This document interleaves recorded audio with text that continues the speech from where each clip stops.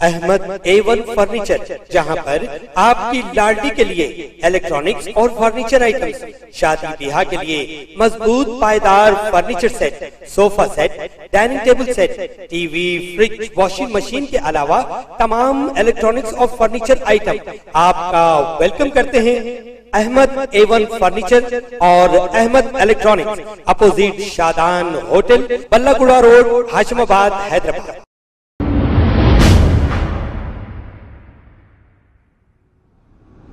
السلام علیکم ناظرین، میں ہوں محمد عبدالحکیم، 7H نیوز میں آپ کا استقبال ہے۔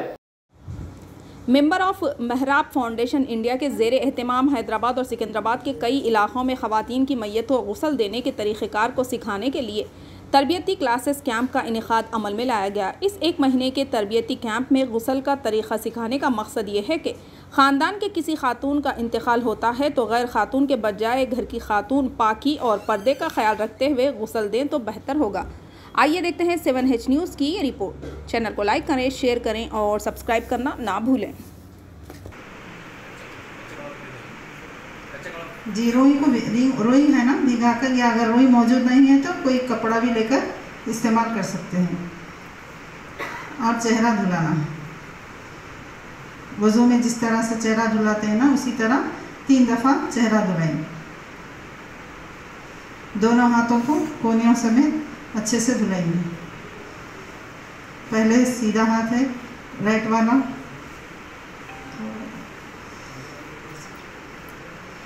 پھر لیفٹ والا۔ دونوں ہاتھوں کو وضو میں جس طرح سے کونیوں سمیت دھلاتے ہیں نا اسی طرح سے میت کو بھی دھلانا ہے۔ سر کا مسح کریں گے اس طرح سے، اور دونوں پیروں میں انگلیوں میں خلال کرتے ہوئے دونوں پیر بھی ٹخنوں سمیت دھلا دیں۔ یہ مکمل وضو ہو گئے۔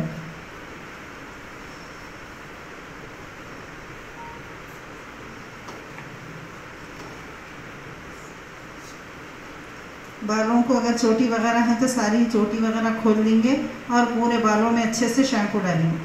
تھوڑا سا اس طرح سے گردن میں ہاتھ دینا ہے اور پورے بالوں میں اچھے سے شیمپو وغیرہ لگا کر اچھے سے صاف دھلا دینا۔ پھر اس طرح سے پانی بہانا ہے، اتنا پانی بہانا کہ اطمینان ہو جائے کہ بال اچھے سے صاف ہو گئے۔ پھر آہستہ سے اسی طرح نیچے رکھ، اور سارے بدن کو اس طرح سے صابن لگانا ہے کہ سطر کا خیال رکھتے ہوئے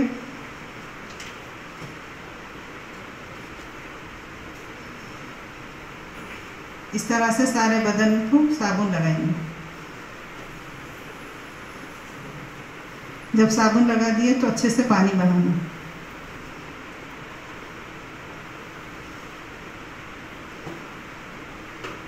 پھر اسی طرح سیدھی کروٹ، سیدھا ہاتھ اور سیدھا پیر دونوں اس طرح سے ڈالیں گے اور میت کو تھوڑا سا کروٹ کریں گے، اور پیچھے کے حصے میں بھی اسی طرح صابن لگائیں۔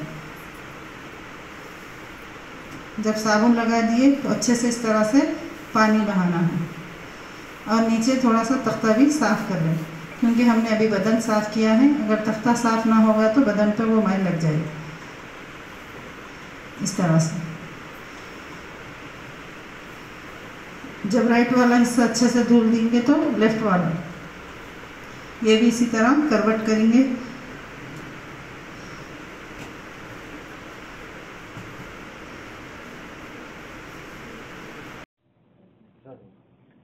السلام علیکم ورحمۃ اللہ وبرکاتہ۔ میں ہوں غیاث احمد رشادی، بانی و صدر ممبر محراب فاؤنڈیشن انڈیا، اور مولانا حبیب الرحمان حسامی صاحب، مینیجر مراکز نسوان ممبر محراب فاؤنڈیشن انڈیا۔ ممبر محراب فاؤنڈیشن انڈیا جو ہے ہندوستان کے ائمہ اور خطبہ کا ایک نمائندہ مثالی ادارہ ہے، جس سے ہندوستان بھر کے تقریباً 10,000 ائمہ جڑے ہوئے ہیں، اور جن کو ہر جمعہ کے لیے خطبہ تیار کیا جاتا ہے ہماری ٹیم ہے، اور ہر چاشمے کے دن ملک کے حالات کی روشنی میں برننگ ٹاپکس پر جمعے کے خطبات تیار کر کے ان تک پہنچائے جاتے ہیں۔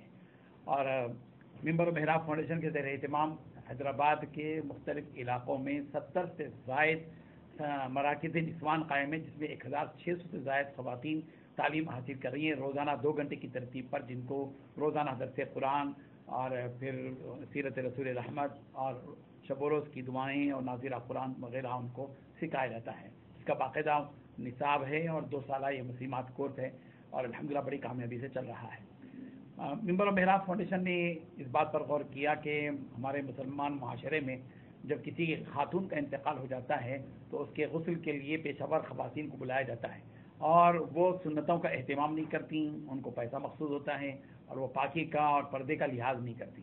इसीलिए मेंबर ऑफ मेहराब फाउंडेशन ने ये मुहिम उठाई कि हर सलम इलाके के अंदर जाकर वहाँ की ख़वातीन को तरबियत दी जाए गुस्ल की, कि मैयत को गुस्ल कैसे दिया जाए और फिर उनकी तजवीज़ तकफीन का कैसे इंतज़ाम किया जाए। उसके लिए अल्हम्दुलिल्लाह गुज़िश्ता यानी माह मई की 16 तारीख से ये रोज़ाना का ये प्रोग्राम चलता रहा और हैदराबाद के मुख्तलिफ इलाक़ों में यमन पहाड़ी है, पहाड़ी शरीफ है और शाहीन नगर है, बाबा नगर के मुख्तलिफ इलाक़े हैं और रियासत नगर है, किशन बाग है, मीर महमूद पहाड़ी है। इन तमाम इलाक़ों में अल्हम्दुलिल्लाह रोज़ाना की तरतीब पर रोज़ाना ये प्रोग्राम होते रहे, ऑफलाइन भी ऑनलाइन भी। और अल्हम्दुलिल्लाह 1500 ख़वातीन ने मैयतों को गुस्ल देने की तरबियत हासिल की और उनमें जो है कफन कैसे देना चाहिए, तजहीज़ व तकफीन का निज़ाम कैसे होना चाहिए और अल्हम्दुलिल्लाह तरबियत याफ्ता ख़वातीन ने अमली मशक़ करवाई कि किस तरीक़े से मैयत को गुस्ल देना चाहिए, उसके अहकामात बताए और उलमाए किराम ने उसमें अल्हम्दुलिल्लाह मसाइल बयान किए कि मैयत के मरने, आदमी के मरने से लेकर उसकी तदफीन तक के क्या मसाइल हैं, क्या तरीक़ेकार है, किन किन कामों से बचना चाहिए, क्या सुन्नत है, क्या बिदात है, इन सारी चीज़ों की वजाहत अल्हम्दुलिल्लाह की। और आज ये आखिरी प्रोग्राम मलकपेट के इलाके में यहाँ हो रहा है, जैसा कि आप देख रहे हैं। इस प्रोग्राम का मकसद ये है कि ख़वातीन जो है वॉलंटरी तौर पर भी मैयत को गुस्ल देने के लिए हमेशा तैयार रहें और हर फर्द, हर खातून ये सीख ले ताकि वो अपनी माँ, अपनी खाला, अपने जिस किसी का भी इंतकाल हो जाए वो अपने हाथ से उनको गुस्ल दे सके। होता यही है कि ज़िंदगी भर बेटी माँ के साथ रहती है, करीब रहती है, मरने के बाद फौरन दूर हो जाती है और दूसरे आकर उसको गुस्ल देते हैं। क्या ही अच्छा होता कि एक बेटी अपनी माँ को जो है जब वो इसका इंतकाल हो जाए तो उसका गुस्ल अपने हाथ से दे। तो बड़ी सादतमंदी की बात है और ये हक है हर बेटी का। इसलिए मालदार हों या गरीब हों वो सब के सब मैयत को गुस्ल देने का तरीक़ा सीखें। मीडिया के ज़रिए से आज हम यही पैगाम लोगों को दे रहे हैं कि हर औरत को चाहिए कि वो सिलसिले में तरबियत हासिल करे और जो ऑर्गेनाइजेशन जिस महल्ले के मसाजिद के ज़िम्मेदारान अगर वो चाहते हैं कि अपने अपने इलाके में तजहीज़ व तकफीन के कैंप्स रखें तो वो हमसे राबिता करें, इंशाअल्लाह हम उनकी रहबरी करेंगे। जज़ाकल्लाह।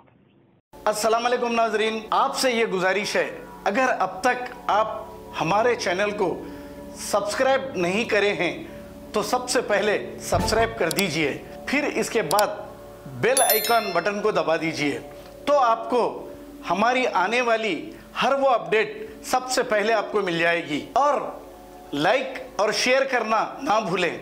7H न्यूज़, सिर्फ आपकी आवाज़।